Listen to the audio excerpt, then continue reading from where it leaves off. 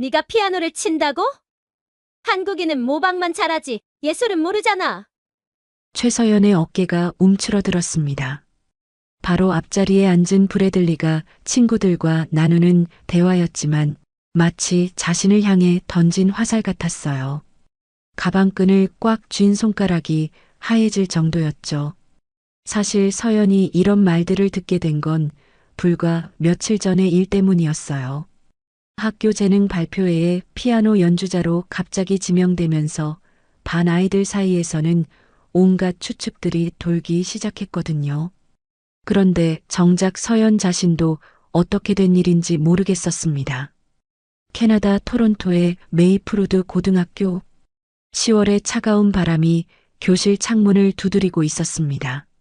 서연은 시선을 책상 위에 고정한 채 숨을 죽였어요. 그냥 존재하지 않는 것처럼 지내자. 6개월 전 한국에서 이곳으로 온 이후 서연은 늘 이런 식이었습니다. 투명인간처럼 조용히 아무도 자신을 주목하지 않기를 바라며 지내왔죠. 수업이 끝나고 복도를 걸을 때도 마찬가지였어요. 벽 쪽으로 바짝 붙어서 걸었습니다. 다른 학생들의 시선이 따가웠거든요. 때로는 수군거리는 소리가 들려왔어요. 제가 그 조용한 한국애래. 영어도 제대로 못하는 것 같던데. 서연의 가슴이 쿵 떨어지는 기분이었습니다. 목이 메어 올랐지만 꾹 참았어요. 점심시간이면 항상 구석자리에 혼자 앉았습니다. 어머니가 새벽에 정성스럽게 싸준 도시락을 조심스럽게 열곤 했죠. 하지만 김치찌개 냄새가 퍼지는 순간이면 어우, 이 냄새 뭐야? 진짜 역하다. 창문 좀 열어. 앞자리 여학생들이 코를 막으며 자리에서 벌떡 일어나는 소리. 서연의 손끝이 미세하게 떨렸어요. 도시락 뚜껑을 덮는 그 순간 마음 한구석이 무너져 내리는 것 같았습니다. 그런데 그날 오후 더 충격적인 일이 기다리고 있었어요. 서연, 다음 주 재능 발표회에 네가 피아노로 오프닝을 맡아줬으면 해. 제임스 맥컬러 담임교사의 목소리였습니다. 서연은 얼어붙었어요. 자신이 신청한 적도 없고 동의한 적도 없는데 저는 그런 신청을 한 적이 없는데요. 아, 내가 대신 해줬지. 이런 기회가 흔하지 않거든. 학교에서도 기대가 크고 그 말투는 명령이었습니다. 선택의 여지는 없었어요. 집으로 가는 버스 안에서 서연은 창밖을 바라봤습니다. 겨울이 다가오는 토론토의 풍경이 스쳐 지나갔어요. 가슴속이 텅 빈 것 같았습니다. 아버지가 살아계셨다면 뭐라고 하셨을까? 어머니한테 이 얘기를 어떻게 하지? 나는 정말 그 무대에 서야 하는 걸까? 사실 서연이 피아노를 그만둔 건 6년 전의 일이었어요. 10살이던 서연에게 아버지는 모든 것이었습니다. 피아노 선생님이자 친구, 그리고 가장 큰 응원군이었죠. 서연아, 손목에 힘을 빼렴. 음악은 마음에서 나오는 거야. 거실 피아노 앞에서 들려오던 아버지의 부드러운 목소리. 그 따뜻한 손길이 자신의 손을 감싸던 느낌까지도 아직 선명했어요. 아빠, 이 곡 너무 어려워요. 그럼 일단 멈춰보자. 이 곡이 뭘 말하고 싶어 하는지 들어봐. 아버지의 손가락이 건반 위를 미끄러지듯 움직였습니다. 같은 멜로디였지만 완전히 다른 이야기가 흘러나왔어요. 서연은 그 순간을 지금도 기억했습니다. 음악은 기술이 아니라 대화야, 서연아. 피아노와 네가 나누는 대화. 그것이 아버지와 나눈 마지막 피아노 레슨이었어요. 다음 날 아버지는 지역 공연장에서 돌아오던 중 교통사고로 세상을 떠나셨습니다. 그날 이후 서연은 피아노를 치지 않았습니다. 아니, 칠 수가 없었어요. 건반을 누르려고 하면 아버지의 목소리가 들리는 것 같았거든요. 가슴이 너무 아팠습니다. 어머니는 아무 말도 하지 않았어요. 피아노 뚜껑을 닫고 그 위에 흰 천을 덮어두었습니다. 마치 아버지의 관처럼. 버스에서 내린 서연은 아파트로 향했습니다. 발걸음이 무거웠어요. 집에 들어서자 거실 한쪽에 있는 피아노가 눈에 들어왔습니다. 6년 동안 한 번도 열어보지 않은 그 피아노. 이제 그 앞에 다시 서야 한다는 생각에 온몸이 떨렸어요. 엄마, 저 학교에서 발표회에 나가라고 해요. 어머니 박윤정은 앞치마를 두른 채 부엌에서 나왔습니다. 딸의 표정을 보더니 조용히 다가와 앉았어요. 피아노 말이지? 네. 근데 저는 서연의 목소리가 떨렸습니다. 어머니의 눈가가 촉촉해졌어요. 모녀는 한동안 말없이 앉아 있었습니다. 거실의 시계 소리만이 똑딱똑딱 울렸어요. 어머니가 먼저 입을 열었습니다. 서연아, 네가 결정해. 엄마는 뭘 선택하든 괜찮아. 하지만 서연은 알고 있었어요. 어머니의 마음속 깊은 곳에서는 자신이 다시 피아노를 치기를 바라고 있다는 걸. 아버지를 그리워하는 마음으로.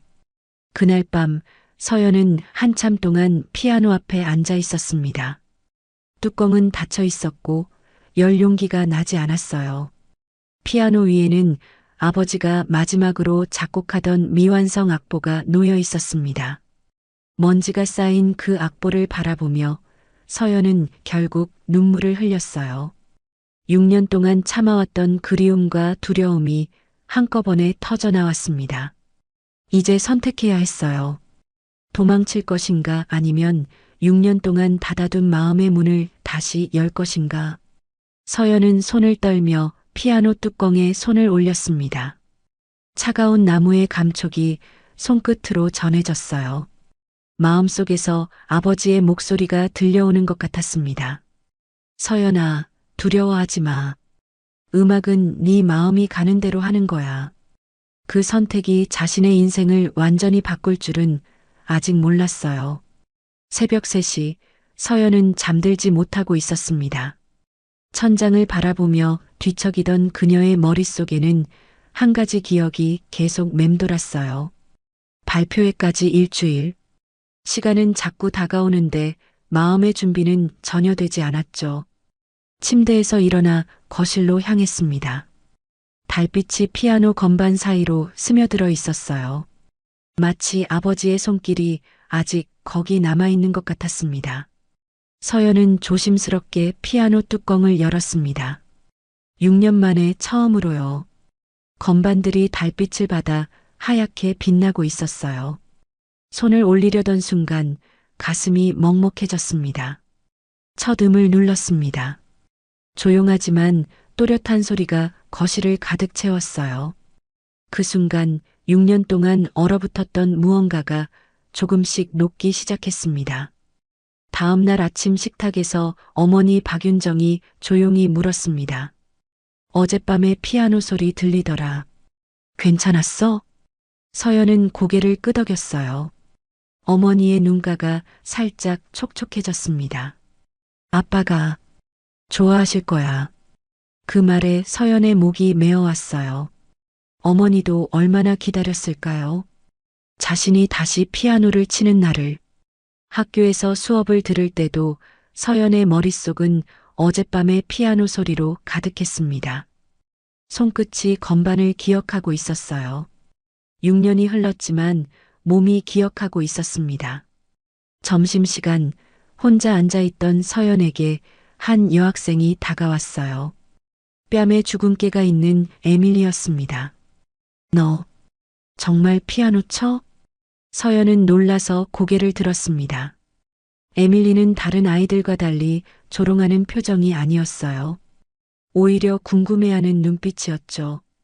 응, 나도 피아노 배운 적 있어. 근데 손가락이 너무 짧아서 포기했거든. 발표회에서 연주한다며? 떨리지 않아? 처음으로 누군가가 자신에게 진짜 질문을 했습니다. 서연의 가슴이 따뜻해졌어요. 많이 떨려. 그래도 용감한 거야. 나는 절대 못할 것 같은데. 에밀리가 떠난 후 서연은 생각했습니다. 용감하다고? 나를 그 말이 계속 마음에 맴돌았어요. 그날 오후 서연은 음악실을 찾아갔습니다. 복도는 조용했고 음악실 문은 열려 있었어요. 안으로 들어서자 그랜드 피아노가 햇살을 받으며 서 있었습니다. 서연은 천천히 다가가 피아노 앞에 앉았습니다.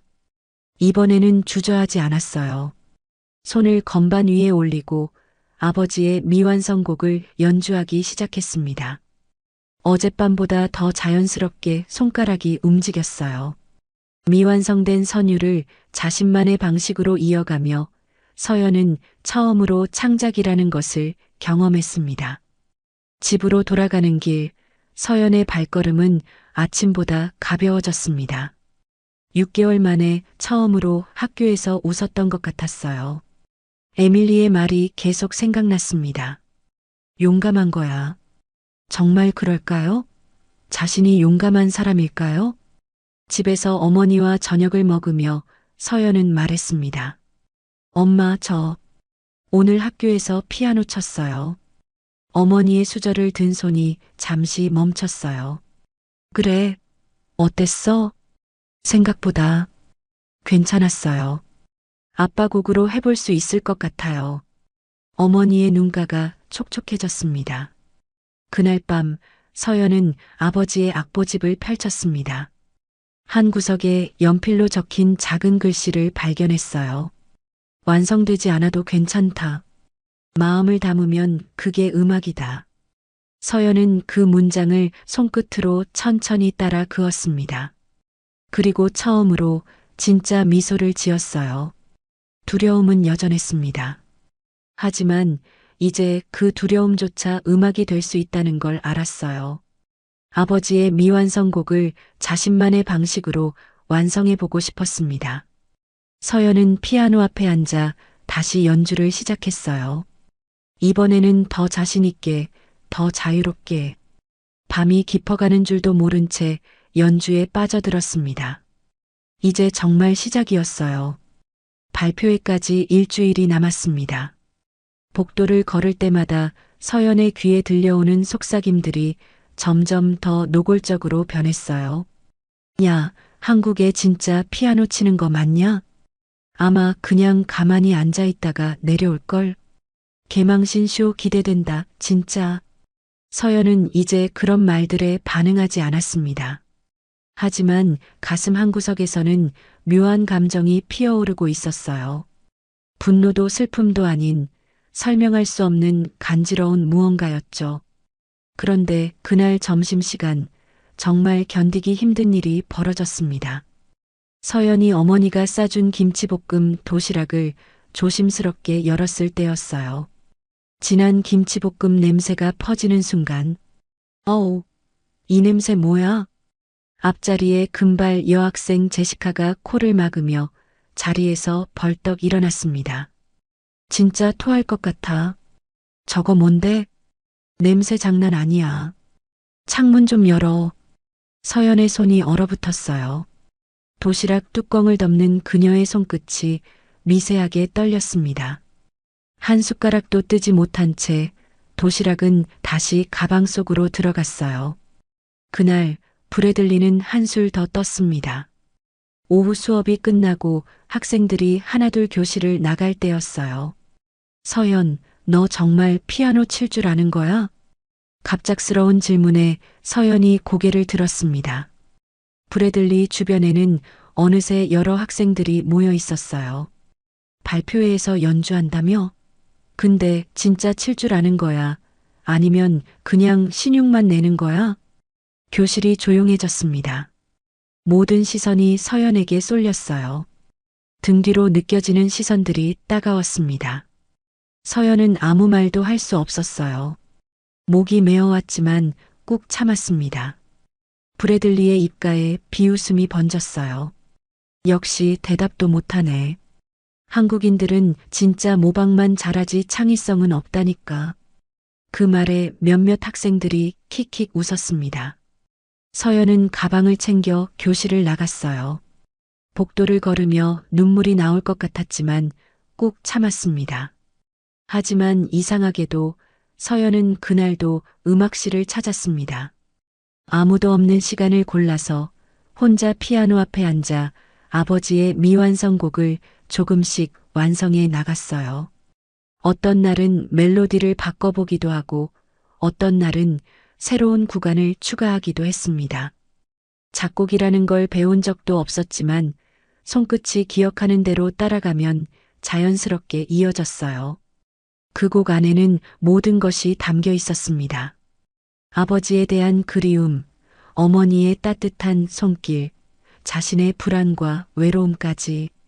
건반을 누를 때마다 가슴 깊은 곳에서 뭔가 울컥 올라왔어요. 사실 서연에게 이 연습 시간만큼은 완전히 자유로운 순간이었습니다. 아무도 자신을 판단하지 않고 아무도 조롱하지 않는 그 시간 말이에요. 그런데 서연은 몰랐어요. 음악실 문 밖에서 누군가 자신의 연주를 듣고 있다는 것을 말입니다. 리아나 스털링 음악교사는 복도를 지나가다 그 소리에 발걸음을 멈췄어요. 이건 단순한 연습이 아니야. 기술적으로는 완벽하지 않았지만 그 연주에는 진정성이 담겨 있었습니다. 아니, 그보다 더 특별한 무언가가 있었어요. 리아나는 숨을 죽이고 끝까지 들었습니다. 연주를 마친 서연은 깊은 숨을 내쉬었어요. 처음으로 마음이 편안해졌습니다. 손끝이 따뜻했고 가슴속 깊은 곳에서 무언가 꿈틀거리는 걸 느꼈어요. 아빠, 이제 조금 할 수 있을 것 같아요.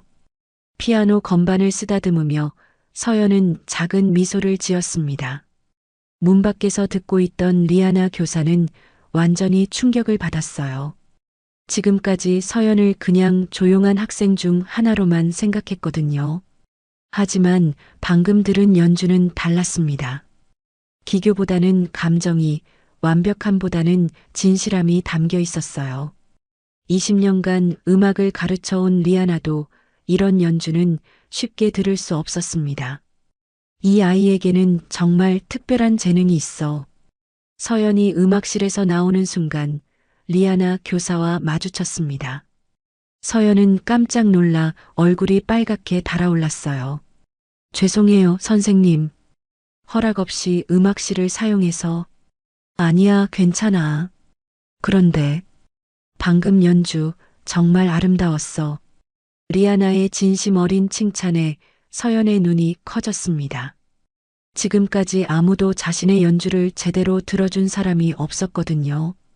너 피아노 언제부터 배웠니? 어릴 때부터요. 하지만 6년 전에 그만뒀어요. 6년이나? 그런데 어떻게? 리아나는 놀라움을 감추지 못했어요. 6년의 공백이 있었다는 게 믿어지지 않았거든요. 네 연주에는 뭔가 특별한 게 있어. 기술적인 부분은 조금 더 다듬으면 되고. 정말 멋진 재능이야. 리아나 교사의 말을 들으며 서연의 가슴이 따뜻해졌어요. 6개월 만에 처음으로 누군가 자신을 정말로 인정해준다는 느낌이었습니다. 발표회 준비 혼자 하고 있구나? 네. 어떻게 해야 할지 잘 모르겠어요. 도움이 필요하면 언제든 말해. 네 음악을 더 많은 사람들이 들어야 해. 그날 집으로 가는 길, 서연의 마음은 복잡했습니다. 점심시간에 굴욕감과 브래들리의 조롱이 여전히 가슴을 아프게 했지만 동시에 리아나 교사의 격려가 따뜻하게 감싸 안아 주었어요. 정말 멋진 재능이라고 하셨어. 그 말이 계속 마음에 맴돌았습니다. 처음으로 자신의 음악을 정말로 들어준 사람의 말이었거든요. 집에서 어머니와 저녁을 먹으며 서연은 조심스럽게 말했어요. 엄마, 오늘 음악 선생님이 제 연주를 들으셨어요. 그래. 뭐라고 하셨어? 멋진 재능이라고. 도움이 필요하면 언제든 말하라고 하셨어요. 어머니 박윤정의 눈가가 촉촉해졌습니다. 아빠가 정말 좋아하실 거야. 그날 밤 서연은 아버지의 악보집을 다시 펼쳤어요. 그리고 다시 한번 그 문장을 읽었습니다. 완성되지 않아도 괜찮다. 마음을 담으면 그게 음악이다. 이제 서연은 알았어요. 브래들리의 조롱도 다른 학생들의 시선도 중요하지 않다는 걸, 자신에게는 진짜 음악이 있다는 걸 말입니다. 발표회까지 일주일. 이제 정말로 준비할 시간이었어요. 다른 사람들을 위해서가 아니라 자신과 아버지를 위해서 말이죠. 발표회 당일 아침, 서연은 평소보다 2시간 일찍 눈을 떴습니다. 창밖에는 토론토의 11월 햇살이 희미하게 비치고 있었지만 가슴속은 먹구름이 가득한 것 같았어요. 침실 의자에는 어머니가 정성스럽게 다린 흰 셔츠와 검은 치마가 놓여 있었고 그 옆에는 작은 쪽지가 하나 있었습니다. 서연아, 오늘은 무대에 서기만 해도 충분해. 아빠도 하늘에서 응원하고 있을 거야. 너는 언제나 엄마의 자랑이란다. 그 글을 읽는 순간 서연의 목이 메어왔어요. 식탁에 앉았지만 한 숟가락도 뜰 수가 없었습니다. 속이 메스꺼웠고 손끝이 계속 떨렸어요. 어머니가 걱정스러운 눈으로 바라봤지만 아무 말도 하지 않았습니다. 괜찮아? 어머니의 조용한 질문에 서연은 고개만 끄덕였어요. 사실 전혀 괜찮지 않았지만 어머니를 더 걱정시키고 싶지 않았거든요. 학교에 도착했을 때 강당 앞에는 이미 많은 사람들이 모여 있었습니다. 학생들, 교직원들, 그리고 학부모들까지. 서연이 예상했던 것보다 훨씬 많은 관객이었어요. 복도를 걸으며 들려오는 웅성거림이 온몸에 전율을 일으켰습니다. 오늘 한국 애가 피아노 친다며? 정말 칠 줄 아는 건가? 궁금하다, 진짜.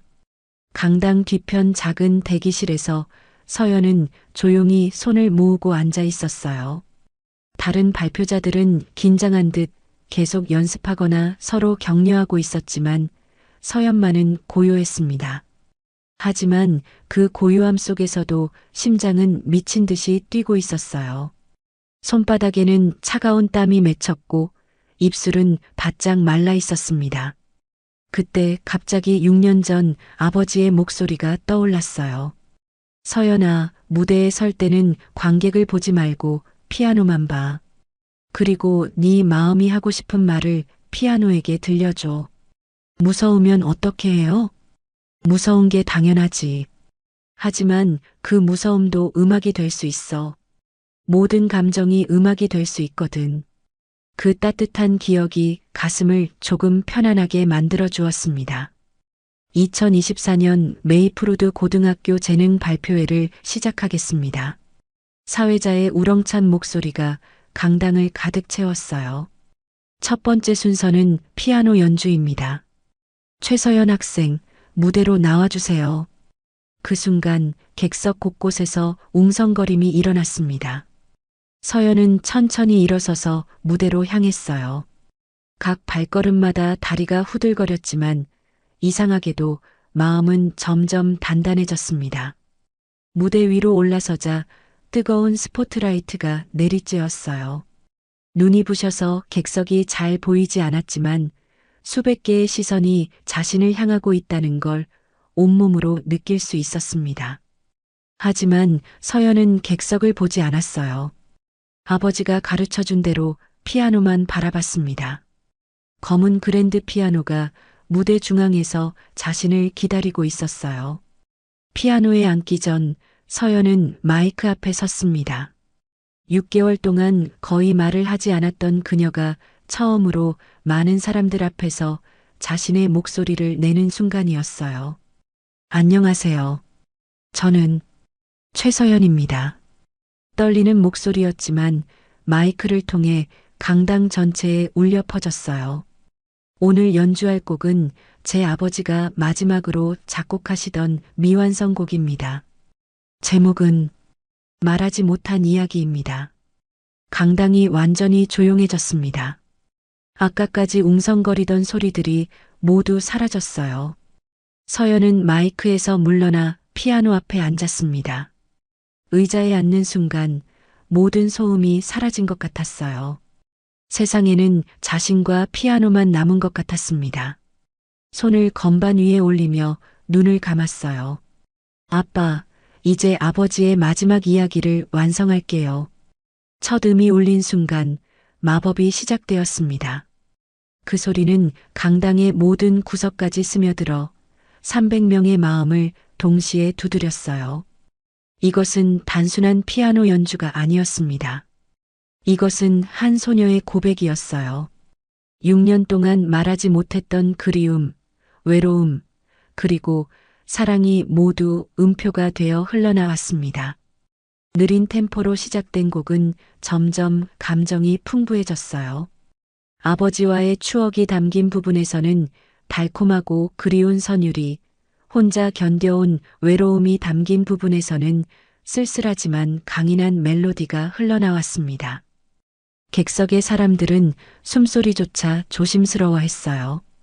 어떤 학생은 눈물을 흘렸고 어떤 교사는 주먹을 꽉 쥐었습니다. 브래들리조차 입을 다물고 진지하게 듣고 있었어요. 곡이 중반을 지나면서 서연의 얼굴에 미소가 번졌습니다. 이제 그녀는 완전히 자유로웠어요. 아무도 자신을 판단하지 않는 그 순간 그녀는 진정한 자신이 될 수 있었습니다. 아버지의 원래 멜로디에 서연만의 새로운 구간이 더해지면서 미완성이었던 곡이 마침내 완성되었어요. 그것은 아버지와 딸이 함께 만든 작품이었습니다. 마지막 음이 사라진 후 강당은 3초간 완전한 정적에 휩싸였습니다. 그 침묵은 충격의 침묵이었어요. 아무도 예상하지 못했던 감동에 모든 사람들이 말을 잃었던 거죠. 서연은 건반에서 손을 떼고 조용히 숨을 내쉬었어요. 6년 만에 처음으로 마음이 완전히 비워진 기분이었습니다. 그리고 이어지는 박수. 맨 뒤에서 어머니가 일어서며 박수를 치기 시작했습니다. 그 박수는 곧 전체로 번져나갔어요. 하지만 이것은 형식적인 박수가 아니었습니다. 이것은 한 사람의 이야기를 들어준 것에 대한 감사의 박수였어요. 스탠딩 오베이션이 이어졌습니다. 어떤 사람은 눈물을 닦으며 어떤 사람은 환하게 웃으며 박수를 보냈어요. 서연은 자리에서 천천히 일어나 인사했습니다. 그제야 자신이 울고 있다는 것을 깨달았어요. 하지만 그 눈물은 부끄러움이 아니었습니다. 그것은 해방이었어요. 6년 동안, 아니 평생 동안 숨겨왔던 진심이 마침내 세상에 닿았다는 벅찬 감동이었습니다. 무대에서 내려오는 계단 하나하나가 새로운 세상으로 향하는 통로처럼 느껴졌어요. 무대에서 내려온 서연을 바라보는 사람들의 눈빛이 완전히 달라져 있었습니다. 더 이상 호기심이나 의심이 아니었어요. 그것은 존경과 감동의 시선이었습니다. 브래들리가 다가왔어요. 그의 얼굴에는 미안함과 경외감이 섞여 있었습니다. 서연, 정말 미안해. 그리고 정말 대단해. 그날 최서연은 더 이상 조용한 전학생이 아니었습니다. 그녀는 자신만의 목소리를 가진 진짜 서연이 되었어요. 발표회가 끝난 다음 날 서연이 교실에 들어서자 분위기가 완전히 달라져 있었습니다. 아침 일찍부터 학생들이 하나둘 서연 주변으로 모여들었어요. 어제 연주 정말 대박이었어. 눈물 날 뻔했다, 진짜. 너 완전 피아니스트 같던데? 6개월 동안 투명인간 취급을 받던 서연에게 쏟아지는 관심이 어색하면서도 신기했습니다. 가슴이 두근두근했지만 나쁘지 않은 기분이었어요. 점심시간 에밀리가 서연에게 다가왔습니다. 그녀의 눈가가 살짝 붉어져 있었어요. 서연, 어제 정말 감동적이었어. 나도 모르게 울었어. 고마워, 에밀리. 네 아버지 이야기 정말 아름다웠어. 음악으로 그런 감정을 표현할 수 있다는 게 신기해. 에밀리의 진심 어린 말에 서연의 눈가가 촉촉해졌습니다. 처음으로 자신의 음악이 누군가에게 진짜 감동을 주었다는 걸 실감했어요.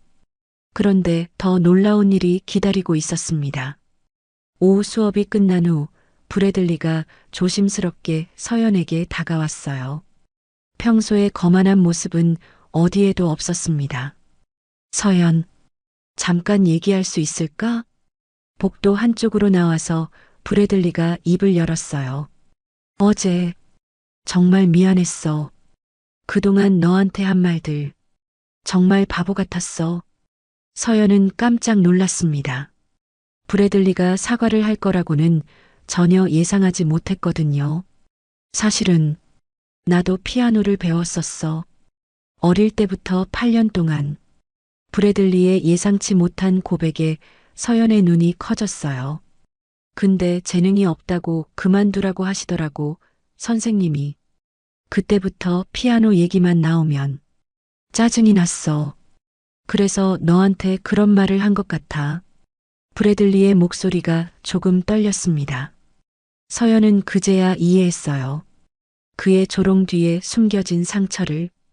어제 네 연주를 들으면서 진짜 음악이 뭔지 알 것 같았어. 기술이 아니라 마음이더라고. 괜찮아, 브래들리. 나도 이해해. 서연의 따뜻한 대답에 브래들리의 어깨가 한결 가벼워 보였어요. 그날부터 둘 사이의 공기가 완전히 바뀌었습니다. 그런데 서연, 너 정말 음대 갈 생각 없어? 재능이 아까워. 아직 생각해 본 적이 없어. 사실 서연은 미래에 대해 구체적으로 생각해 본 적이 없었어요. 그저 하루하루 버티는 것만으로도 힘들었거든요. 수업이 끝나고 서연이 교실을 나서려는데 리아나 스털링 음악교사가 기다리고 있었습니다. 서연, 잠시 시간 있니? 음악실로 따라가니 리아나 교사의 표정이 평소보다 진지했어요. 어제 연주 정말 놀라웠어. 20년간 가르쳐 오면서 그런 연주는 처음 봤어. 리아나의 진심 어린 칭찬에 서연의 가슴이 따뜻해졌습니다. 서연, 토론토 청소년 피아노 콩쿠르에 나가보는 게 어떨까? 갑작스러운 제안에 서연은 깜짝 놀랐어요. 콩쿠르라니 생각해 본 적도 없었습니다. 저는 아직 그런 실력은 충분해. 아니, 그보다 더 중요한 게 있어. 너에게는 남들과 다른 특별함이 있어. 리아나의 눈빛이 반짝였습니다. 이런 기회가 흔하지 않아.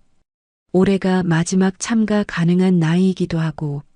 서연의 머리가 복잡해졌어요. 콩쿠르라는 단어만 들어도 가슴이 두근거렸습니다. 그것도 무서운 쪽으로요. 선생님, 저는 정말 자신이 없어요. 다른 참가자들은 어릴 때부터 전문 교육을 받았을 텐데. 그게 오히려 네 장점이야. 너만의 색깔이 있거든. 하지만 서연은 고개를 저었어요. 아직은 너무 무서웠습니다. 다음 날 예상치 못한 일이 벌어졌습니다. 맥컬러 담임교사가 서연을 불러냈어요. 서연, 리아나 선생님께서 콩쿠르 얘기를 하시더라. 정말 좋은 기회 아니야? 맥컬러 교사의 목소리에는 평소와 다른 열정이 담겨 있었어요. 사실 그는 서연의 성공이 자신의 공으로도 비춰질 수 있다고 생각하고 있었습니다. 학교 명예를 위해서도 좋고 네 장래를 위해서도 좋은 기회야. 집에 돌아온 서연은 어머니에게 콩쿠르 이야기를 꺼냈어요. 박윤정은 차분히 딸의 이야기를 들었습니다. 어떻게 생각해, 엄마? 네가 하고 싶으면 해. 하기 싫으면 안 해도 돼. 어머니의 단순하지만 따뜻한 대답이었어요. 하지만 잠시 후 어머니가 덧붙였습니다. 그런데 서연아, 아빠라면 뭐라고 하셨을까? 그날 밤 서연은 아버지의 사진을 오랫동안 바라봤습니다. 아버지라면 정말 뭐라고 하셨을까요? 사실 아버지는 항상 도전을 격려하셨어요. 실패해도 괜찮다. 시도하지 않는 게 진짜 실패야. 그런 말씀을 자주 하셨죠. 하지만 콩쿠르라는 건 너무 큰 무대였어요. 전국에서 모인 실력자들과 경쟁한다는 게 상상만 해도 무서웠습니다. 다음 주 월요일 학교 분위기가 달라져 있었어요. 어디서 소문이 났는지 여러 선생님들이 서연에게 콩쿠르 참가를 권했습니다. 학교 역사상 이런 기회가 또 있겠어?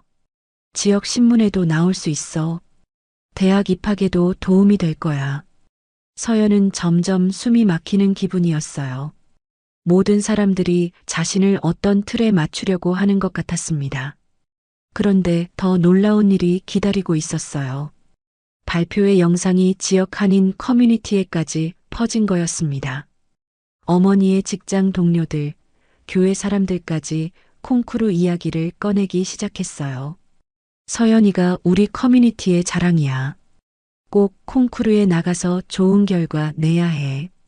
어머니도 점점 마음이 기울기 시작했습니다. 주변의 기대와 격려가 부담이면서도 감사했어요. 결국 모든 선택은 서연의 몫이었습니다. 그날 밤 피아노 앞에 앉아 아버지의 미완성곡을 다시 연주해 봤어요.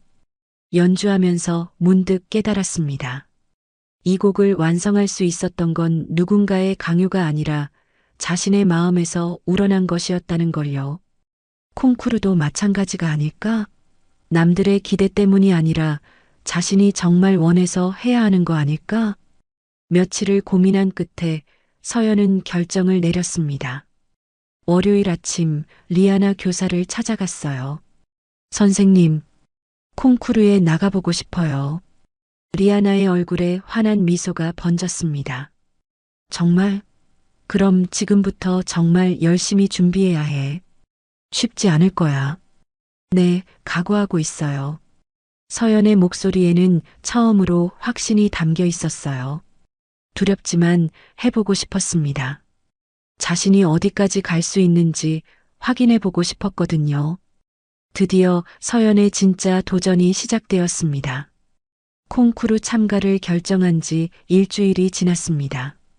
서연은 아직 신청서를 내지 못하고 있었어요. 마감일이 바로 오늘이었는데 여전히 마음 한구석에서는 두려움이 꿈틀거리고 있었습니다. 아침 일찍 학교에 도착한 서연은 가방 속에서 신청서를 꺼냈어요. 어젯밤 어머니와 함께 작성한 서류였습니다. 하지만 여전히 제출하기가 망설여졌어요. 정말 내가 할 수 있을까? 점심시간 서연이 음악실로 향하는데 리아나 교사가 환한 미소를 지으며 기다리고 있었습니다. 서연, 좋은 소식이 있어. 리아나의 흥분된 목소리에 서연은 고개를 갸웃했어요. 콩쿠르 신청? 내가 대신 해줬어. 마감 시간이 다 되어 가길래 서둘러서 제출했지. 서연의 얼굴이 순간 굳어졌습니다. 손끝이 차갑게 식었어요. 선생님, 제가 아직 확실히 결정하지 못했다고 말씀드렸는데. 괜찮아. 이런 기회를 놓치면 안 되거든.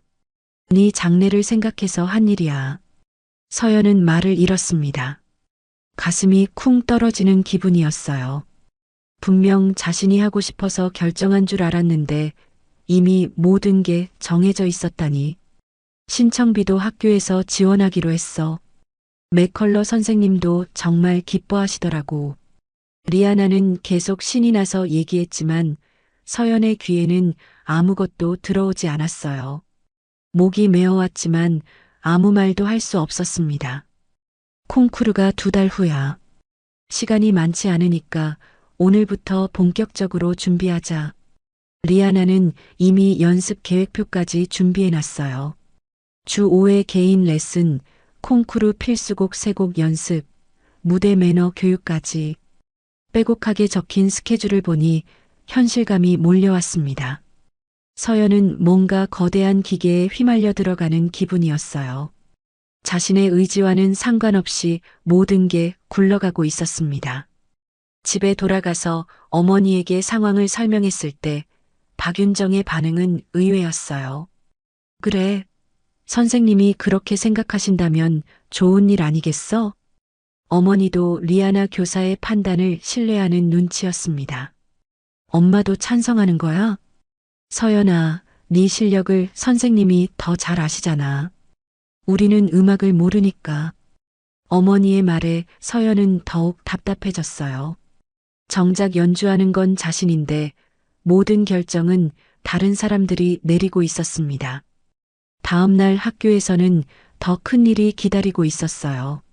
아침 조회 시간에 교장 선생님이 직접 발표를 했습니다. 우리 학교 최서연 학생이 토론토 청소년 피아노 콩쿠르에 출전하게 되었습니다. 모두 응원해 주시기 바랍니다. 갑작스러운 발표에 서연은 얼굴이 빨갛게 달아올랐어요. 온 학교가 자신을 주목하고 있다는 게 느껴졌습니다. 등 뒤로 수백 개의 시선이 따가웠어요. 쉬는 시간마다 학생들이 서연에게 다가와 격려의 말을 건넸어요. 서연아, 콩쿠르 대박이야. 1등 할 것 같은데? 우리 학교 명예를 위해 화이팅! 친구들의 격려는 고마웠지만 동시에 엄청난 부담이 되었습니다. 서연은 점점 숨이 막히는 기분이었어요. 실패하면 모든 사람들을 실망시킬 것 같았습니다. 그런데 일은 여기서 끝나지 않았어요. 며칠 후 맥컬러 교사가 서연을 불러냈습니다. 서연, 토론토 한인신문에서 인터뷰를 하고 싶다는데 어때? 또 다른 예상치 못한 제안이었어요. 서연의 가슴이 두근거렸습니다. 저는 아직 결과도 나지 않았는데 그게 아니야. 참가하는 것만으로도 의미가 있다는 거지. 우리 커뮤니티에 희망을 주는 일이야. 서연은 또 한 번 선택권이 없다는 걸 깨달았어요. 주말에 어머니와 함께 한인마트에 갔을 때 여러 사람들이 서연을 알아봤어요. 어머, 이 아이가 그 피아노 치는 애구나. 콩쿠르에서 꼭 좋은 결과 내야 해. 우리 한인들의 자랑이야. 낯선 사람들까지 자신에게 기대를 걸고 있다는 게 무서웠습니다. 어깨가 점점 무거워지는 기분이었어요. 그날 밤 서연은 피아노 앞에 앉아 깊은 고민에 빠졌습니다. 분명 자신이 원해서 시작한 일인데 왜 이렇게 부담스러울까요? 아버지의 미완성곡을 연주하면서 문득 깨달았어요. 처음에 이 곡을 칠 때는 아무도 강요하지 않았습니다. 그냥 자신이 하고 싶어서 했던 거였어요. 하지만 지금은 모든 사람들의 기대와 압박 속에서 연주해야 했습니다. 월요일부터 본격적인 콩쿠르 준비가 시작되었어요. 리아나 교사가 준비한 첫 번째 곡은 쇼팽의 발라드 1번이었습니다. 이건 콩쿠르 필수곡이야. 기교적으로 많이 어렵지만 네가 할 수 있을 거야. 악보를 받아든 서연의 손끝이 떨렸어요. 음표들이 빼곡하게 적힌 페이지를 보니 현기증이 날 것 같았습니다. 6년 공백이 있었다고 했지? 그럼 기초부터 다시 다져야겠네. 첫 레슨에서 서연은 자신의 한계를 뼈저리게 느꼈어요. 손가락이 따라가지 못했고 복잡한 화성 진행에서 자꾸 실수가 났습니다. 리아나 교사의 표정도 점점 심각해졌어요. 생각보다 많이 어렵네. 하지만 2달이면 충분해. 하루에 6시간씩 연습하면 될 거야. 하루에 6시간? 서연은 현실감이 없었어요. 학교 수업도 받아야 하고 숙제도 해야 하는데 언제 그렇게 오랜 시간 연습을 한다는 건지. 집에 돌아와서 어머니에게 상황을 설명하니 박윤정은 고민에 빠졌어요. 서연아, 엄마가 아르바이트를 하나 더해서 개인 레슨비를 마련해 볼게. 어머니의 말에 서연의 가슴이 아팠습니다. 이미 하루 종일 일하시는 어머니가 자신 때문에 더 고생하게 된다니. 엄마, 그러지 마세요. 저는 괜찮아요. 아니야, 이런 기회가 또 있겠어? 엄마는 괜찮으니까 걱정하지 마. 어머니의 희생이 오히려 더 큰 부담이 되었어요. 일주일이 지나자 주변의 압박은 더욱 커졌습니다. 학교에서는 연습실을 따로 배정해줬고 한인 커뮤니티에서는 후원금을 모금하기 시작했어요. 서연이를 위해 우리가 할 수 있는 모든 지원을 해주자. 모든 사람들의 선이었지만 서연에게는 무거운 짐이 되었습니다. 실패할 수 없다는 압박감이 점점 커졌어요. 그날 밤 서연은 처음으로 도망치고 싶다는 생각을 했어요. 모든 걸 포기하고 그냥 예전처럼 조용히 지내고 싶었습니다. 하지만 이미 너무 많은 사람들이 관심을 갖고 있었어요.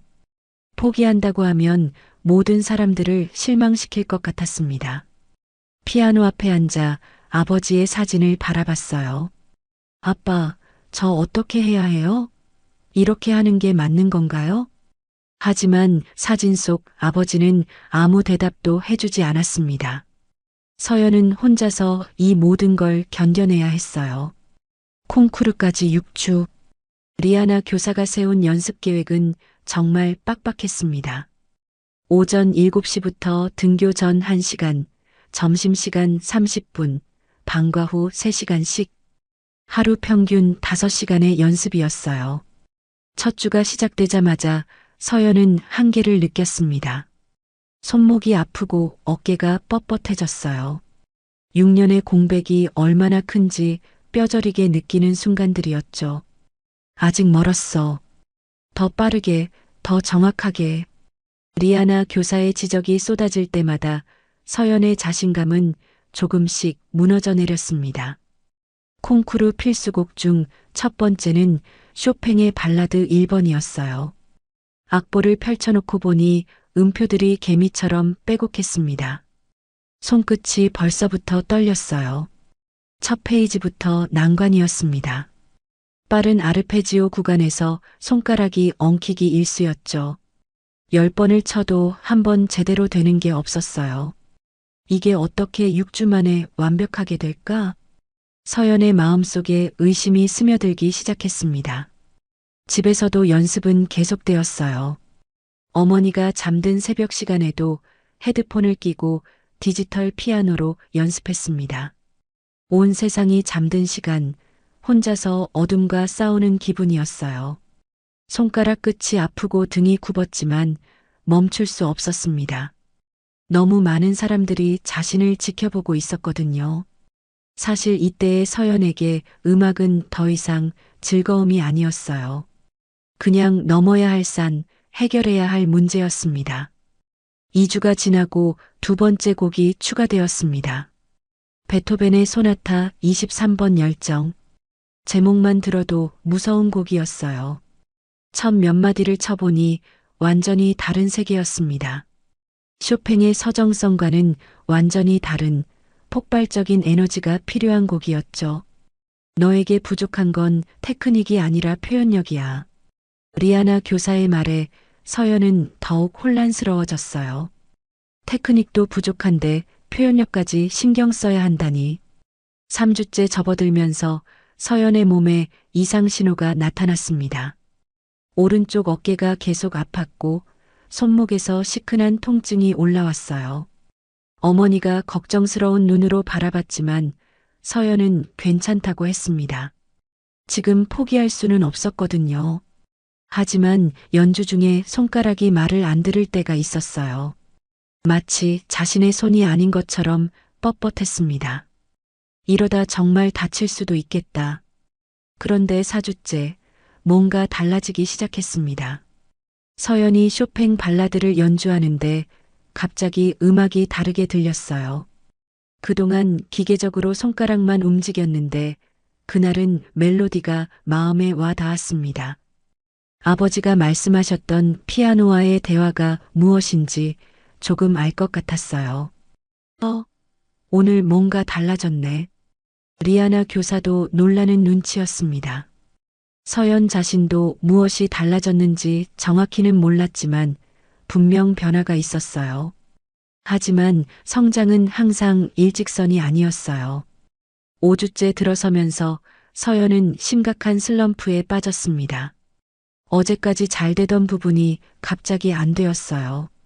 손가락이 꼬이고 리듬이 엇박자로 나갔습니다. 머리로는 알고 있는데 몸이 따라가지 못했어요. 도대체 뭐가 문제야? 리아나 교사도 답답해했습니다. 서연은 자신감이 바닥까지 떨어졌어요. 콩쿠르까지 이제 일주일밖에 안 남았는데 그날 밤 서연은 아버지의 마지막 편지를 다시 꺼내 읽었습니다. 피아노 뚜껑 안쪽에 붙여둔 작은 메모였어요. 서연아, 완벽하려고 하지 마. 네 마음을 솔직하게 표현하면 그게 바로 음악이야. 실수해도 괜찮아. 그 실수조차 너만의 색깔이 될 수 있거든. 아버지의 따뜻한 말이 마음에 스며들었습니다. 그동안 너무 완벽하려고만 했던 것 같았어요. 다음 날 연습할 때 서연은 다른 마음으로 피아노 앞에 앉았습니다. 완벽한 연주를 하려고 하지 않고 그냥 자신의 마음을 담아보려고 했어요. 신기하게도 그러자 음악이 더 자연스럽게 흘러나왔습니다. 실수를 해도 그 실수가 음악의 일부가 되는 것 같았어요. 리아나 교사도 그 변화를 느꼈습니다. 그래, 바로 그거야. 기술보다 마음이 먼저야. 마지막 곡은 드뷔시의 달빛이었어요. 앞에 두 곡과는 완전히 다른 스타일의 곡이었습니다. 기교보다는 섬세한 표현이 중요한 곡이었죠. 이 곡을 연주할 때 서연은 자신이 가장 편안해진다는 걸 느꼈어요. 마치 자신을 위해 만들어진 곡 같았습니다. 달빛이 물에 비치는 것처럼 부드럽고 신비로운 선율. 서연의 손끝에서 마법이 일어나는 것 같았어요. 에밀리와 제이슨이 서연의 연습을 보러 왔어요. 음악실 문 밖에서 조용히 듣고 있다가 연주가 끝나자 박수를 쳤습니다. 서연 정말 대단해. 완전 프로 같아. 나는 음악 잘 모르지만 들으면서 소름 돋았어. 친구들의 순수한 감탄에 서연의 마음이 따뜻해졌어요. 이런 순간을 위해 음악을 하는 거라는 생각이 들었습니다. 집에서 연습하던 어느 날 서연이 아버지의 미완성곡을 연주하고 있는데 어머니가 살짝 문을 열고 들여다봤어요. 연주가 끝나자 어머니의 눈가가 촉촉해져 있었습니다. 서연아, 아빠 목소리가 들리는 것 같았어. 어머니의 말에 서연도 울컥했어요. 6년 만에 다시 아버지와 연결된 기분이었습니다. 콩쿠르 일주일 전 리아나 교사와 함께 마지막 점검을 했습니다. 세 곡 모두 한 번씩 통으로 연주해보는 시간이었어요. 첫 번째 쇼팽 발라드는 이제 손에 익었습니다. 두 번째 베토벤 소나타도 웬만큼 소화할 수 있게 되었어요. 세 번째 드뷔시는 가장 자신 있는 곡이 되었습니다. 많이 늘었어, 서연. 6주 전과는 완전히 다른 사람 같아. 리아나 교사의 칭찬에 서연도 뿌듯했어요. 하지만 가장 큰 변화는 기술적인 것이 아니었습니다. 서연은 이제 음악을 통해 자신의 이야기를 할 수 있게 되었어요. 각 곡마다 담고 싶은 감정이 있었습니다. 쇼팽에는 그리움을, 베토벤에는 열정을, 드뷔시에는 평화로움을 담았어요. 더 이상 남들이 원하는 연주가 아니라 자신이 하고 싶은 연주를 할 수 있게 된 거였습니다. 콩쿠르 전날 밤 서연은 더 이상 두렵지 않았어요. 물론 긴장은 되었지만 그것도 설렘에 가까웠습니다. 6주 동안의 지옥 같은 연습을 통해 서연은 진짜 피아니스트가 되어 있었어요. 기술적으로도 정신적으로도 말이죠. 아버지의 사진을 바라보며 조용히 말했습니다. 아빠, 내일은 아빠가 가르쳐 주신 대로 할게요. 완벽하지 않아도 괜찮다고 하셨잖아요. 제 마음을 담아서 연주할게요. 드디어 진짜 시험대에 오를 시간이었습니다. 콩쿠르 당일 서연은 새벽 5시에 저절로 눈이 떠졌습니다. 심장이 쿵쿵 뛰고 있었어요. 손바닥에는 차가운 땀이 맺혀 있었고 입안이 바짝 말라 있었습니다. 창밖으로 토론토의 12월 새벽이 보였어요. 하얀 눈이 내리고 있었죠.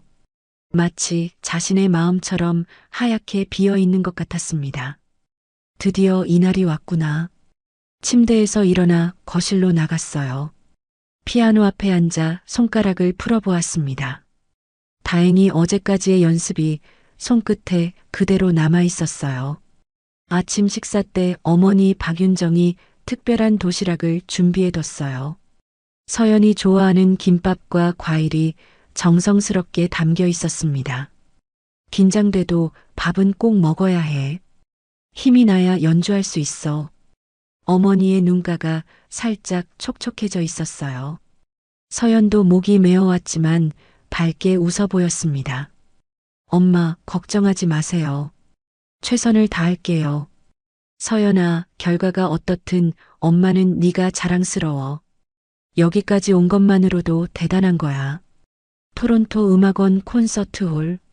서연이 콩쿠르 회장에 도착했을 때 이미 많은 참가자들과 가족들로 붐비고 있었어요. 웅장한 건물의 규모에 압도되었습니다.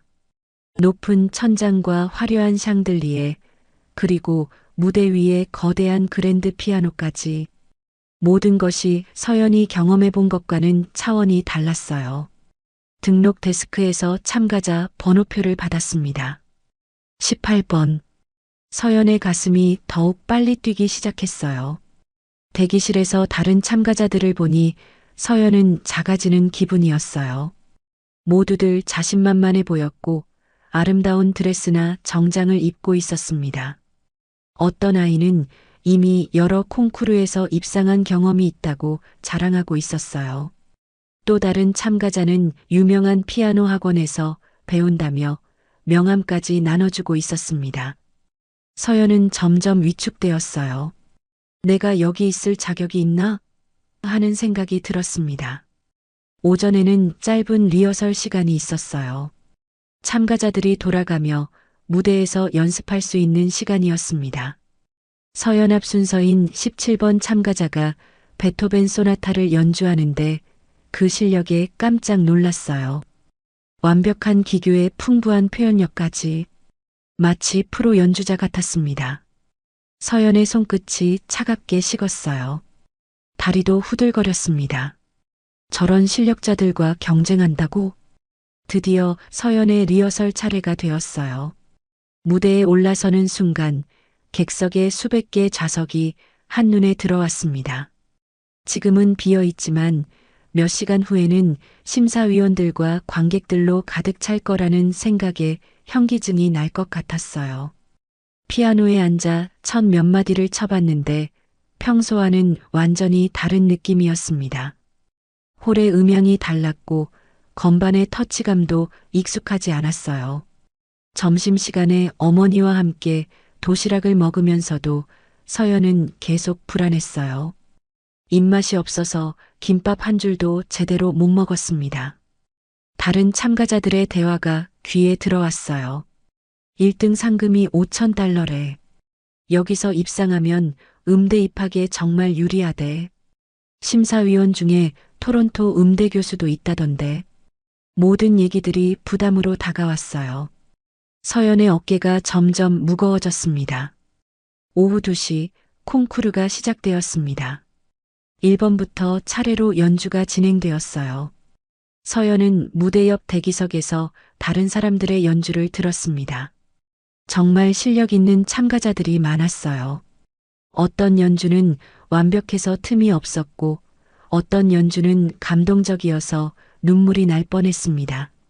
그때 갑자기 아버지의 목소리가 떠올랐어요. 서연아, 남과 비교하지 마. 네 음악을 해. 네가 가진 이야기를 들려줘. 17번 참가자의 연주가 끝나고 이제 서연의 차례였어요. 무대 뒤에서 마지막으로 마음을 다잡았습니다. 손끝이 떨렸지만 예전과는 다른 떨림이었어요. 두려움보다는 설렘에 가까웠습니다. 6주 동안 준비한 모든 것을 보여줄 시간이 왔거든요. 검은 드레스를 입은 서연은 거울을 보며 자신에게 말했어요. 완벽하지 않아도 괜찮아. 내 마음을 담자. 18번 최서연 참가자, 무대로 나와주세요. 사회자의 목소리가 들렸을 때 서연은 더 이상 망설이지 않았어요. 똑바로 서서 무대로 향했습니다. 무대 커튼 뒤에서 잠시 숨을 고르고 커튼을 넘어섰습니다. 환한 조명이 내리쬐는 무대 위로. 객석에는 심사위원 5명과 100여 명의 관객들이 앉아 있었어요. 하지만 서연은 더 이상 그들이 무섭지 않았습니다. 무대 중앙의 스타인웨이 그랜드 피아노 앞에 섰어요.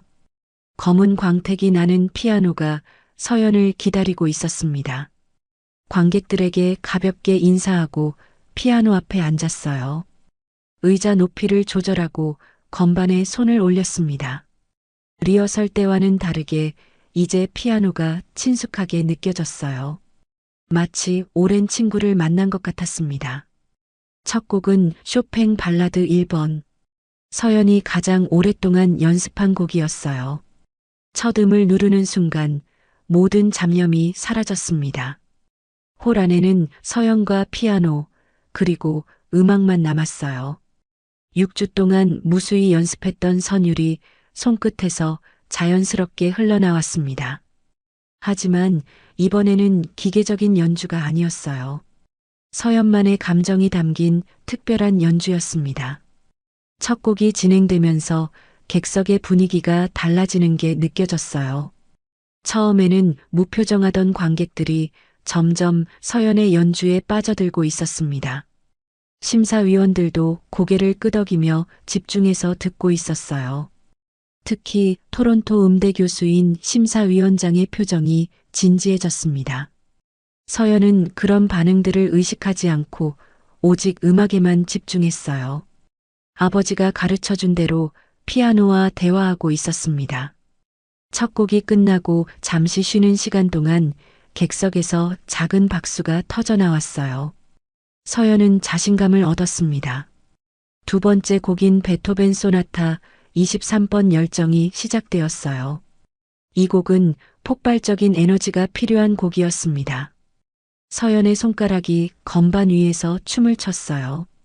6주 전에는 불가능해 보였던 빠른 패시지들이 이제는 자유자재로 연주되었습니다. 온몸에 전율이 흘렀어요. 마지막 곡은 드뷔시의 달빛. 서연이 가장 좋아하는 곡이었어요. 앞에 두 곡과는 완전히 다른 분위기의 곡이었습니다. 고요하고 신비로운 선율이 홀 안을 가득 채웠어요. 이 곡을 연주할 때 서연은 완전히 자유로웠습니다. 아무도 강요하지 않는 오로지 자신이 원해서 하는 연주였어요. 마지막 음이 사라진 후 홀 안은 몇 초간 완전한 정적에 휩싸였습니다. 서연은 피아노 건반에서 손을 떼고 조용히 숨을 내쉬었어요. 심장이 여전히 빠르게 뛰고 있었지만 이상하게도 마음은 평온했습니다. 6주 동안 품고 있던 모든 긴장과 불안이 음악과 함께 사라진 것 같았어요. 그리고 터져나오는 박수 소리. 처음에는 몇 명이 치던 박수가 점점 커져서 홀 전체를 가득 채웠습니다. 관객들이 하나둘 일어서기 시작했어요. 객석 여기저기서 사람들이 벌떡 일어서며 박수를 보냈습니다. 심사위원들까지도 일어서서 박수를 치고 있었어요. 서연은 믿을 수 없었습니다. 자신의 연주가 이런 반응을 불러일으킬 줄은 상상도 못했거든요. 눈가가 촉촉해졌지만 이번에는 기쁨의 눈물이었어요. 피아노에서 일어나 깊게 인사했습니다. 박수는 계속 이어졌어요. 관객석 뒤쪽에서 어머니가 눈물을 닦으며 박수치는 모습이 보였습니다. 무대에서 내려오는 발걸음이 가벼웠어요. 6주 전 처음 콩쿠르 이야기를 들었을 때의 그 무거운 마음과는 완전히 달랐습니다. 백스테이지에서 리아나 교사가 기다리고 있었어요. 그녀의 눈에도 눈물이 맺혀 있었습니다. 서연 정말 대단했어. 저런 연주는 처음 봤어. 리아나의 진심 어린 칭찬에 서연의 가슴이 따뜻해졌어요. 처음으로 선생님이 자신을 진정한 음악가로 인정해주는 것 같았습니다. 대기실로 돌아오니 다른 참가자들이 서연을 바라보는 눈빛이 달라져 있었어요. 처음에는 무시하던 아이들이 이제는 존경하는 눈으로 쳐다봤습니다. 17번 참가자가 다가와서 말했어요. 너 정말 잘했어. 특히 마지막 드뷔시. 소름 돋았어. 다른 참가자들도 하나둘 축하 인사를 건넸습니다. 서연은 이런 경험이 처음이었어요. 경쟁자들로부터 인정받는다는 게 이렇게 기분 좋은 일인 줄 몰랐습니다. 어머니 박윤정이 서연을 꽉 안아주었어요. 두 사람 모두 울고 있었습니다. 서연아, 정말 자랑스러워. 아빠도 하늘에서 보고 계셨을 거야. 어머니의 품에 안겨 있으니 모든 피로가 한꺼번에 몰려왔어요. 6주간의 혹독한 연습, 무수한 좌절과 극복의 과정들. 이 모든 게 드디어 끝났다는 안도감이 밀려왔습니다. 엄마 고생 많으셨어요. 엄마가 아니었다면 여기까지 올 수 없었을 거예요. 이제 가장 긴 시간이 시작되었습니다. 심사 결과를 기다리는 시간이었어요. 모든 참가자들의 연주가 끝나고 심사위원들이 협의에 들어갔습니다. 서연은 생각보다 차분했어요. 물론 좋은 결과가 나오면 기쁘겠지만 이미 자신은 충분히 해냈다는 만족감이 있었습니다. 사실 6주 전에 서연이라면 상상도 못했을 일들을 해냈거든요. 그 자체만으로도 충분한 승리였어요. 잠시 7개월 전을 떠올려 봤습니다. 캐나다의 막 온 서연은 정말 작고 초라한 존재였어요. 아무도 자신을 주목하지 않았고 자신도 아무것도 할 수 없다고 생각했습니다. 그런데 지금은 수백 명의 관객 앞에서 당당하게 연주하고 스탠딩 오베이션을 받는 사람이 되어 있었어요. 믿기지 않는 변화였습니다. 정말 사람은 변할 수 있구나. 1시간 정도 지나서 심사위원장이 나타났어요. 토론토 음대 교수인 그는 진지한 표정으로 참가자들을 바라봤습니다. 모든 참가자들이 정말 훌륭한 연주를 들려줬습니다. 심사하기가 매우 어려웠어요. 서연의 심장이 다시 빨리 뛰기 시작했어요. 손끝이 차갑게 식었습니다. 이제 결과를 발표하겠습니다. 먼저 3등입니다. 14번 참가자. 박수 소리가 터져 나왔어요. 14번 참가자는 서연보다 어린 소년이었는데 정말 실력이 뛰어났던 아이였습니다. 서연은 박수를 치면서도 가슴이 두근거렸어요. 이제 2등과 1등만 남았습니다. 설마 자신이? 아니야, 기대하지 말자. 여기까지 온 것만으로도 충분해. 2등은 18번 참가자 최서연입니다. 그 순간 서연의 머리가 하얘졌어요. 귀에서 윙윙거리는 소리가 났습니다. 정말로 자신의 이름이 불린 건가요? 주변에서 박수 소리가 터져 나왔지만 서연은 꿈을 꾸는 것 같았어요. 어머니가 소리를 지르며 기뻐하는 모습이 보였습니다. 리아나 교사가 서연의 어깨를 두드렸어요. 서연, 2등이야. 2등. 무대 위로 올라가서 상장과 상금을 받았습니다. 2등 상금은 $3,000였어요. 서연에게는 엄청난 금액이었습니다. 심사위원장이 악수를 건네며 말했어요. 정말 감동적인 연주였습니다. 특히 드뷔시에서는 진짜 예술가의 모습을 봤어요. 그 말에 서연의 눈가가 다시 촉촉해졌어요. 진짜 예술가라고 인정받았다니. 무대에서 내려오니 여러 관객들이 서연에게 축하 인사를 건넸어요. 낯선 사람들이었지만 모두 진심으로 기뻐해 주었습니다. 정말 아름다운 연주였어요. 마지막 곡에서 울 뻔했어요. 앞으로 연주 계획 있나요? 사람들의 관심이 부담스럽기보다는 감사했어요. 자신의 음악이 다른 사람들에게 감동을 줄 수 있다는 게 신기했습니다. 집으로 돌아오는 차 안에서 서연은 조용히 생각했어요. 2등이라는 결과보다 더 중요한 걸 얻었다는 느낌이었습니다. 이제 서연은 진짜 음악가였어요. 남들이 인정해줘서가 아니라 자기 자신이 확신하기 때문이었습니다. 음악을 통해 자신의 마음을 표현할 수 있고 다른 사람들에게 감동을 줄 수 있다는 자신감이 생겼어요. 6주 전 억지로 시작했던 콩쿠르 준비였지만 결과적으로는 자신을 완전히 바꿔놓았습니다. 며칠 후부터 여러 기회들이 찾아왔어요. 토론토 음대에서 장학금 제안이 들어왔고 지역 오케스트라에서 협연 기회를 주겠다는 연락도 왔습니다. 한인 커뮤니티에서는 서연을 우리의 자랑이라고 불렀어요. 지역 신문에서는 인터뷰 요청이 쇄도했습니다. 하지만 서연은 조급해하지 않았어요. 천천히 자신의 속도에 맞춰 결정하면 된다는 여유가 생겼습니다. 가장 큰 변화는 서연이 더 이상 다른 사람들의 시선을 의식하지 않게 된 것이었어요. 콩쿠르를 통해 모든 의심과 증명을 끝냈거든요. 이제는 순수하게 음악 자체를 즐길 수 있게 되었습니다. 누군가를 위해서가 아니라 자신을 위해서, 자신이 표현하고 싶은 것을 표현하기 위해서 연주할 수 있게 되었어요. 그날 밤 서연은 아버지의 미완성곡을 다시 연주했습니다.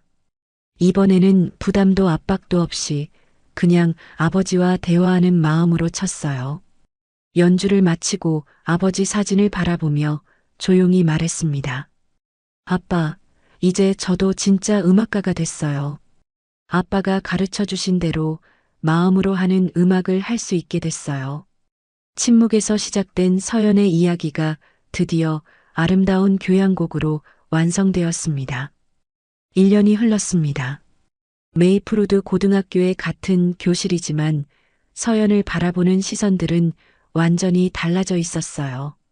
더 이상 조용한 한국애가 아니라 우리 학교의 자랑스러운 피아니스트가 되어 있었습니다. 하지만 서연 자신은 크게 달라지지 않았어요. 여전히 겸손했고 친구들과 자연스럽게 어울렸습니다. 다만 이제는 자신감이 있었죠. 자신이 누구인지, 무엇을 할 수 있는지 정확히 알고 있었거든요. 이번 학기부터 서연은 특별한 역할을 맡게 되었어요. 새로 전학 온 학생들, 특히 다른 나라에서 온 아이들을 도와주는 멘토 역할이었습니다. 오늘도 한 명의 새로운 후배가 서연을 찾아왔어요. 필리핀에서 온 마리아라는 아이였습니다. 서연과 똑같이 영어가 서툴고 주눅 들어있는 모습이었어요. 괜찮아, 마리아. 나도 처음에는 정말 힘들었어. 하지만 시간이 지나면 분명 적응할 수 있을 거야. 1년 전에 자신을 보는 것 같아서 마음이 아팠지만 동시에 도와주고 싶은 마음이 컸어요. 서연은 이제 토론토 음대 진학을 준비하고 있었습니다. 콩쿠르 2등 입상 덕분에 장학금 혜택을 받을 수 있게 되었어요. 어머니의 경제적 부담도 크게 줄었습니다. 매주 토요일마다 음대에서 마스터 클래스를 듣고 있었어요. 대학교 교수님들에게 직접 배우는 시간이었습니다. 처음에는 긴장했지만 이제는 자연스럽게 질문도 하고 토론에도 참여했어요. 1년 전만 해도 상상할 수 없었던 일이야. 어느 날 맥컬러 교사가 서연을 불러냈습니다. 그의 표정이 평소보다 진지했어요. 서연, 졸업 기념으로 네 단독 콘서트를 열어보는 게 어떨까? 갑작스러운 제안에 서연은 깜짝 놀랐어요. 단독 콘서트라니. 1년 전이라면 상상도 못했을 일이었습니다. 학교에서 지원할 테니까 부담 갖지 말고 네 성장 과정을 많은 사람들과 나누고 싶어. 서연은 며칠을 고민한 끝에 콘서트를 열기로 결정했어요. 하지만 이번에는 조건이 있었습니다. 모든 기획을 자신이 직접 하겠다는 것이었죠. 제목도, 곡 선택도, 순서도 모두 제가 정하고 싶어요. 리아나 교사도 흔쾌히 동의했습니다. 이제 서연은 누구의 간섭도 받지 않고 자신만의 무대를 만들 수 있게 되었어요. 콘서트 제목을 정하는데 며칠이 걸렸습니다. 그리고 마침내 결정했어요. 침묵에서 교향곡까지. 서연이 구성한 프로그램은 특별했습니다. 단순히 어려운 곡들을 나열한 게 아니라 자신의 성장 과정을 음악으로 풀어낸 이야기였어요. 1부는 침묵의 시간으로 시작했습니다. 조용하고 내성적이었던 과거의 자신을 표현하는 곡들이었어요. 2부는 변화의 시작이라는 제목으로 첫 발표회에서 연주했던 아버지의 미완성곡을 포함시켰습니다. 3부는 성장의 여정으로 콩쿠르에서 연주했던 세 곡을 다시 연주하기로 했어요. 그리고 마지막은 서연이 새로 작곡한 곡으로 마무리하기로 했습니다. 서연은 처음으로 완전히 자신만의 곡을 작곡했어요. 제목은 나만의 교향곡이었습니다. 이 곡에는 지난 1년간의 모든 감정이 담겨 있었어요. 두려움과 좌절, 희망과 성취, 그리고 미래에 대한 꿈까지 모든 것이 아름다운 선율로 엮어져 있었습니다. 작곡하는 과정에서 서연은 아버지를 많이 생각했어요. 아버지도 이런 기분으로 곡을 만드셨을까? 콘서트 소식이 알려지자 예상보다 훨씬 많은 관심이 쏟아졌어요. 지역 신문에서 인터뷰 요청이 들어왔고 한인 커뮤니티에서는 앞다퉈 참석하겠다고 했습니다. 티켓은 금세 매진되었어요. 200석 규모의 학교 강당이 모자랄 정도였습니다. 결국 더 큰 홀로 장소를 옮기기로 했어요.